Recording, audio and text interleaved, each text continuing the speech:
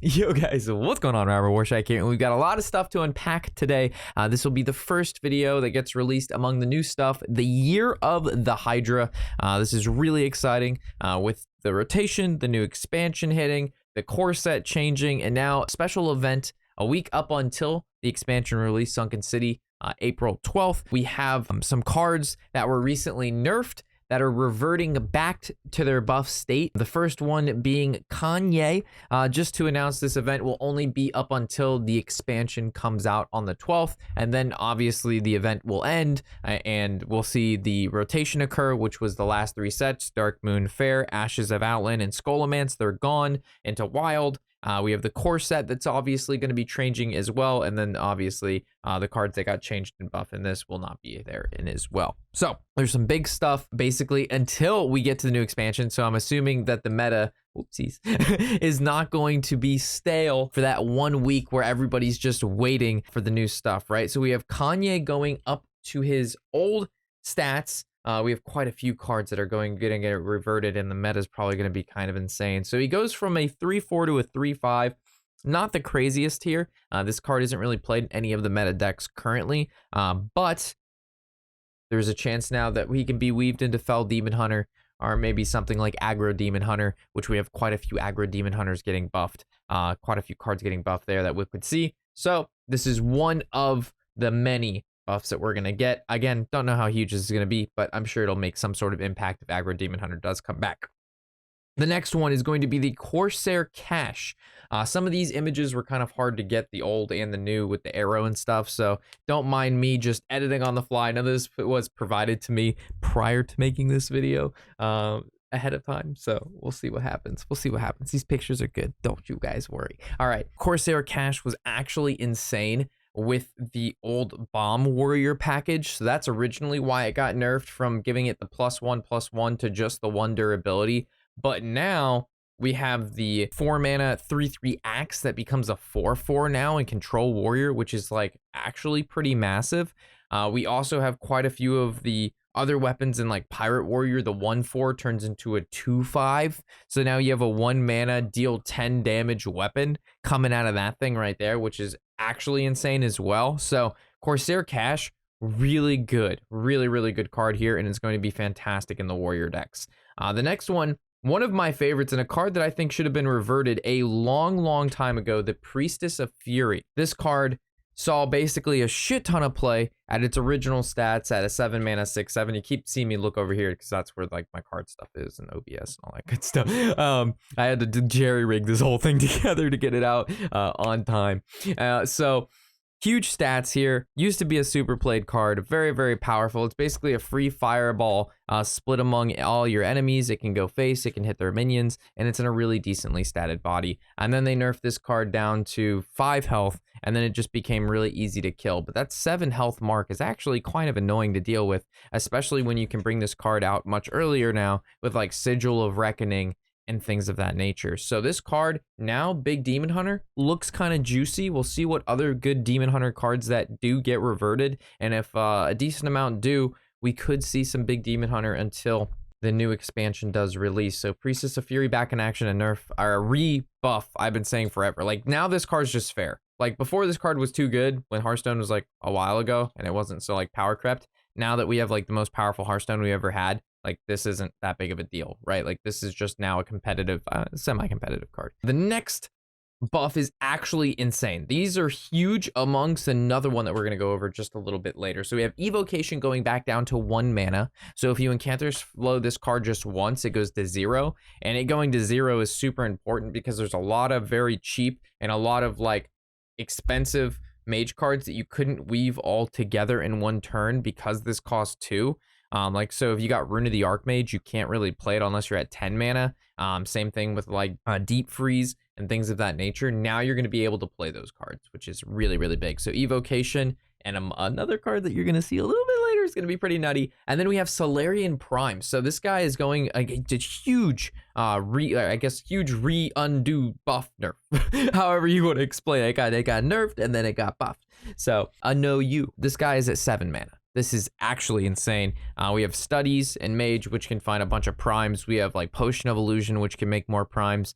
And I can't tell you how many times Potion of Eluving goes on Prime once he casts it. And now that there's like really big like Rune of the Archmage in the pool and Dragonfire Amulet in the pool now too, Solarian Prime's actually really juicy when you play him. He's like pretty impactful, just because there's so many really big powerful mage cards that can come out of him. So him being at 7 mana now, Tempo Mage, and basically maybe even Big Mage now, will be able to weave this card in.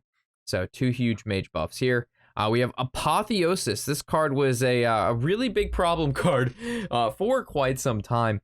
Being able to give a minion 2/3, as we can see here, instead of just a 1/2. So this, in combination with cards like Blade Master Sumeru, was kind of the reason why the board swing and the healing that you would generate from this was quite substantial, right? Priests have a lot of discount towards the spell, like palm reading, and they have insight, which can discount Blade Master, so you can get this, basically deal 3 damage to everything, heal the full combo off fairly early and without much difficulty. Also, priests have a way to discover a bunch of spells, so you discover Apotheosis a lot of the ways now, and then they also again have Raise Dead, which you can get back Blade Masters as well. So Apotheosis getting a buff here just mean Priest is going to do even better against aggro decks, not that it needed any help anyway. So yeah, Apotheosis, huge card there.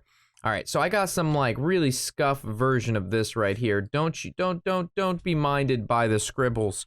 Let's focus on the important stuff, like Scavenger's Integrity going from 2/2 to 3/3. So all of the arrows that you see pointing that way, just turn them like the other way, not this that way.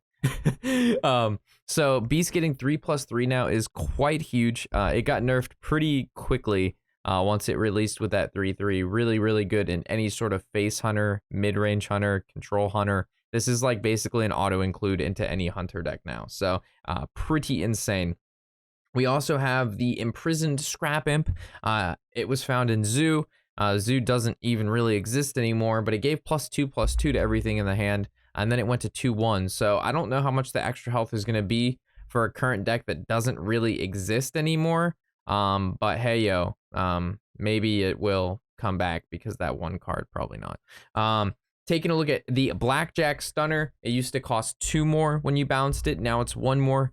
Secret, maybe Thief Rogue, could get a buff with this. Also, with all the Druid stuff coming out, if they don't have Guff down and you decide you'd like to bounce their Onyxia, they never get to play that card again. So that's actually really cool. And there's other cards that you can bounce with this too that make it basically extremely hard for your opponent to play.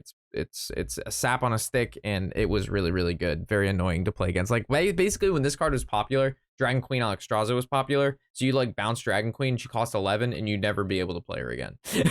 So that was just kind of funny. And then you have like Blood Boy Brute, which like literally doesn't matter. Like it has 6 attack instead of 5, but no one plays this card anyway. And if they do, they play Studies in their warrior deck, and that's just like fucking wrong. You don't do that. So that's just bad. We go the Sunstrider. So when I was looking at this, I didn't actually know this guy. I totally forgot this guy got 2 nerfs. So this guy costs 7 mana now, and every 3rd spell you cast each turn costs 1. That's what he is now. This is what he was before he got nerfed for the 2nd time, which was the 7 mana 4/7. Each spell you turn this costs 0. But his original state was the 6 mana 4/7. Every 3rd spell you play costs 0. Let me scoot myself over here real quick, just so you guys can see his newer ability. Yeah, see, so he's going back to 6 mana. He's 4/7, so just competitive in stats, and actually just an insane ability, right? So this is kind of just, in my opinion, a bit nutty. So yeah, that's to me, that's just crazy. That's just crazy. I'm sure there's gonna be a lot of broken decks with this guy, to be honest. Like this is a big card being changed for sure. Also, mages can now slot him in, so you can play like mage with a bunch of cheap spells, and then you can just like have big spells in the hand too, and you don't necessarily need to play any other card but him. I don't know. I've already out, but we'll figure it out. Looking at Crab Rider, this was a really big problem. I'm actually gonna put myself in the middle here. I don't know why I decided to put myself on either corner. We need to see both sides of the card so you guys get a better idea. There you go. Editing on the fly. We're so fast. We're so fast, boys. All right, so this is what we're gonna do. We're gonna talk about Crab Rider. Right now, he's not a problem. When he gets reverted back, he's going to be a big problem. So he's a 2-mana 1/4 Murloc with Rush and Wind Fury. And the reason he's going to be a big problem is because Libram Paladin's really good right now and Buff Paladin's really good right now. And this card is going to be played in both of those decks. And now it was just Battlecry gain Wind Fury this turn. So he didn't always have Wind Fury, but you give this guy a Blessing of Authority, he's going to be able to kill 2 things and then probably live. He's going to keep Wind Fury and he's going to be massive and he's hard to deal with. So yeah, Crab Rider is just kind of insane. And that's why he got nerfed. And now he's being unnerfed. So he's going to be really obnoxious. And then now, finally, that I put myself in the middle and edited for you guys, of course, now we're going to get to a point where there's a card where it's directly in the middle, and then I'm going to have to edit myself back over to the side over here. And I'm doing this on the fly. I'm doing this right now. We're doing it live. We're not even post-editing. This is real life editing at like the same time. It's kind of crazy. All right. Moarg. Now he's a 2-mana card. Again. So Owl Warlock just got buffed. Handlock just got buffed. Or Quest Handlock, I should say, got buffed. OTK DH got buffed. Everything got buffed. I'm just not a fan. I'm just not a fan. I don't like any of those decks. Iggy, though. Iggy, this is huge, right? This is like a massive card.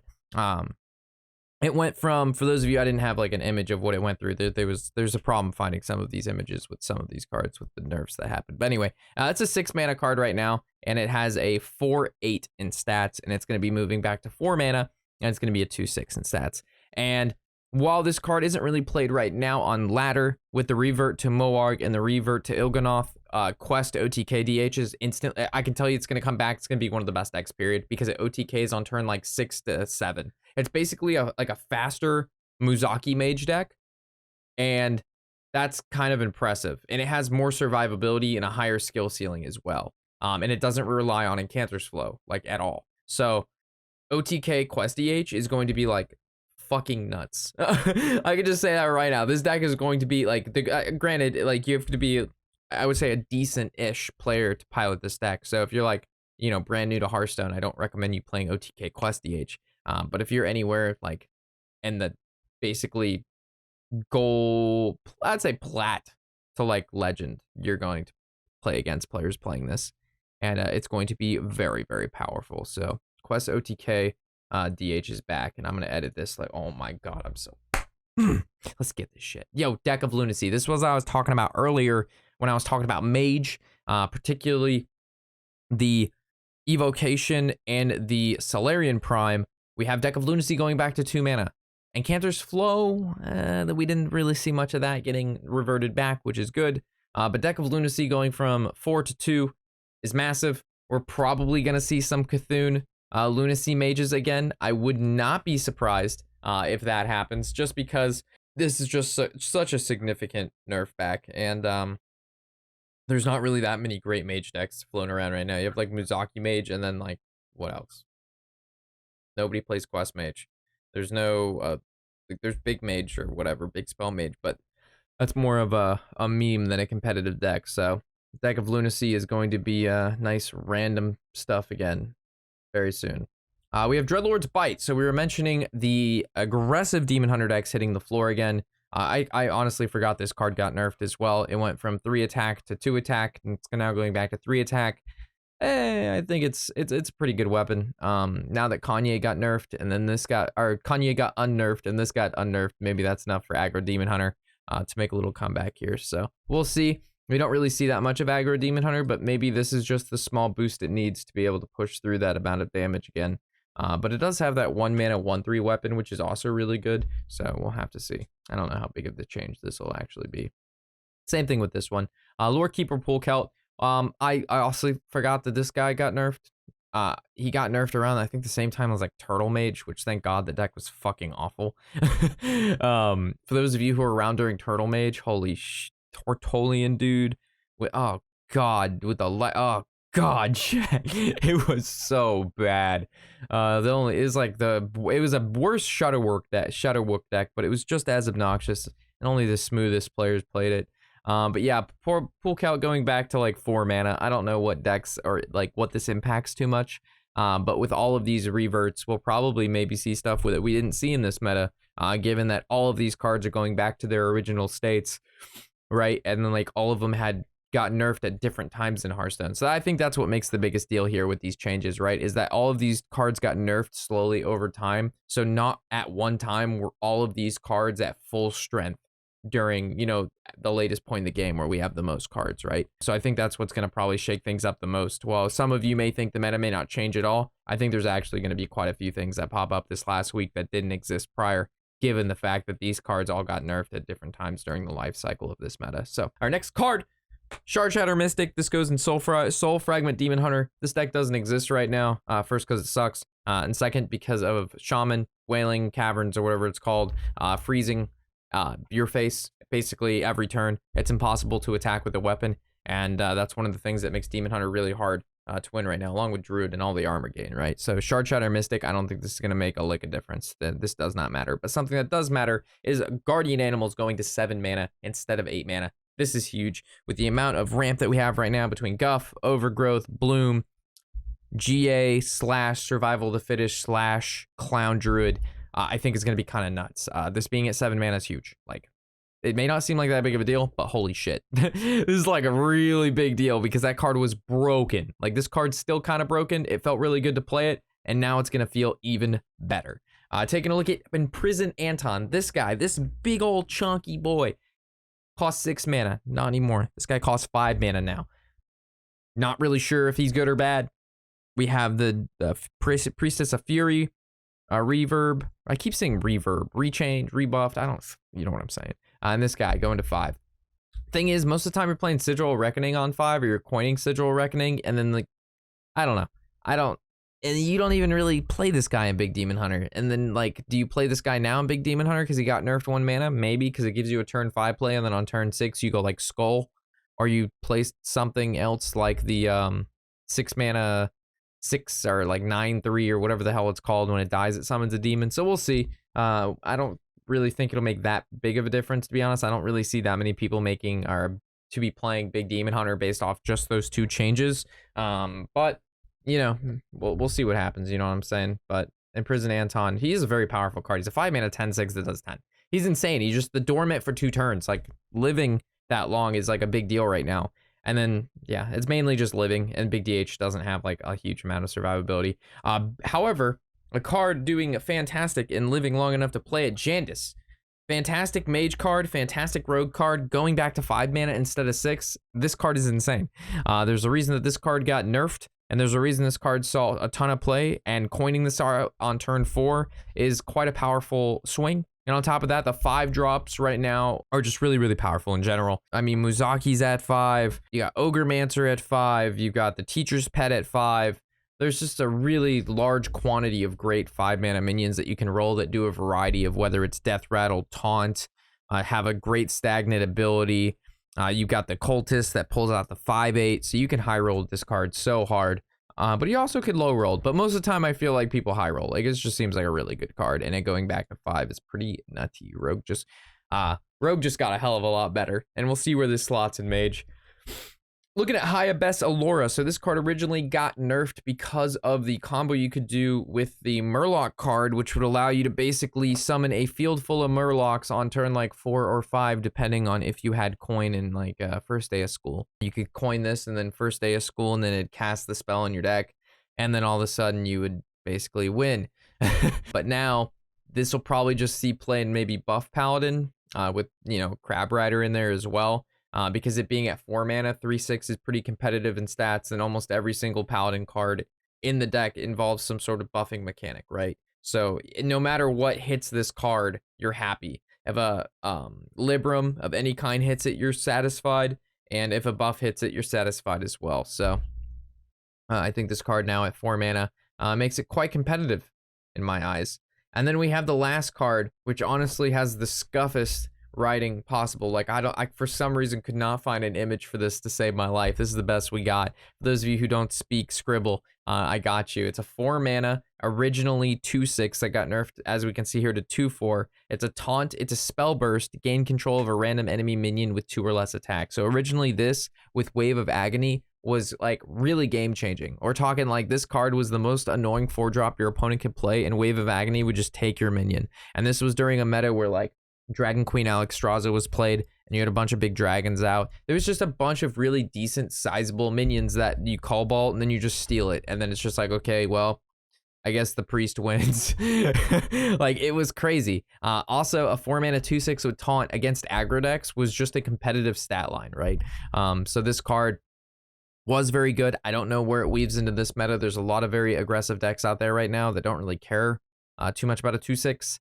And also stealing a low like token minion really isn't that big of a deal. We're looking at like a Kazaku-san treasure meta right now, right? And the treasures don't really give a shit if you've got a 2/6 with a spell burst out. It's just gonna kill you with Druid treasure things, right? So all of the cards and all of the decks that we're gonna see pop up, we'll have to see how they weave in to the meta of treasures right now, right? And I think Quest OTK DH will probably be the best deck to come out of here. Like, I think that deck is going to slaughter everything.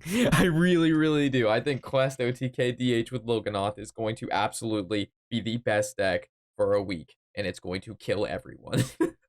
So we'll have to see. But yeah, with that, thank you guys for watching. Super excited about what this next week has to bring, the decks that we're going to be playing, and then of course the expansion release along with the rotational, all that good stuff. So if I happen to miss out on anything or something went bad or some shit, I don't know, leave a comment and say some things. And make sure to leave a like, because that's good for the video, and you want to do good because you like me, hopefully, probably, maybe. All right, later dudes. Thanks for tuning in. I'm Robert Warshack, and happy whatever the hell day it is.